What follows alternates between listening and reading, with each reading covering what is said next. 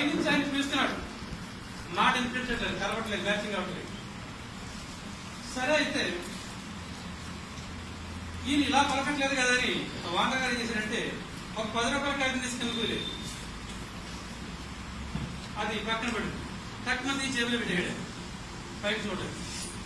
సరే 10 రూపాయలు ఇస్తే చూడలేదు కదా అని 100 రూపాయలు కాగితం వేశాడు.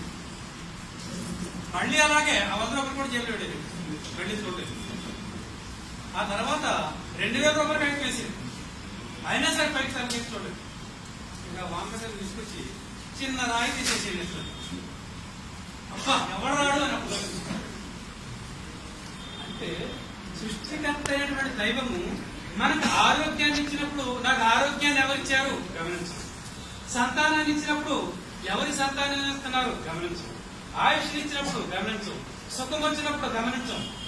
కానీ ఎప్పుడు ఆ దైవం ఇలాంటి రాయ అనారోగ్యం కానీ నష్టం కానీ పంట నష్టం కానీ ఆస్తి నష్టం కానీ జస్ట్ అలా కలగేసి అనుకోండి భగవంతుడా అని అప్పుడు పైకి చూస్తాం.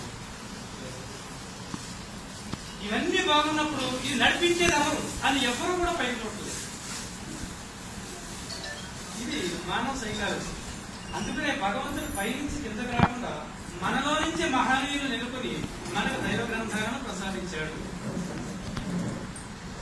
వాటికి హిందూ ధర్మశాస్త్రం ప్రకారం వేదాలు ఉపనిషత్తుల యొక్క సారాంశం భగవద్గీత అని, పాత నిబంధన కొత్త నిబంధన యొక్క సారాంశం బైబిల్ అని, పరిశుద్ధ గ్రంథమని, ఈ మొత్తం గ్రంథాల యొక్క సారాంశమే అంతిమ గ్రంథం పురాణాన్ని గ్రంథాల్లో చెప్పబడుతుంది.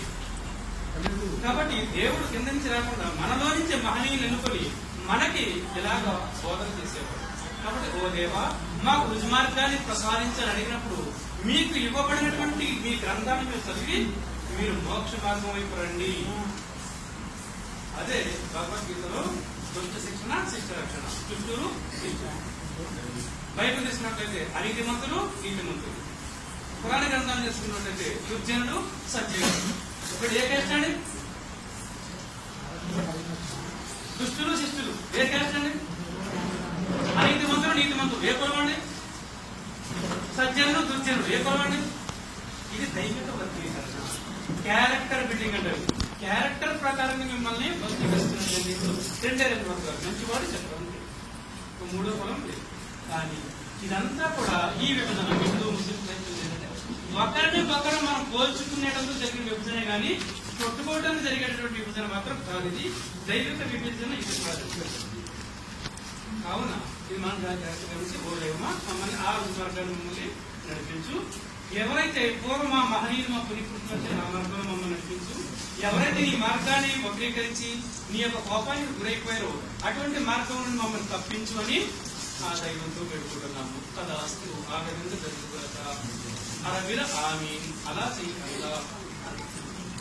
ఇదే ప్రార్థన వేడుకోండి.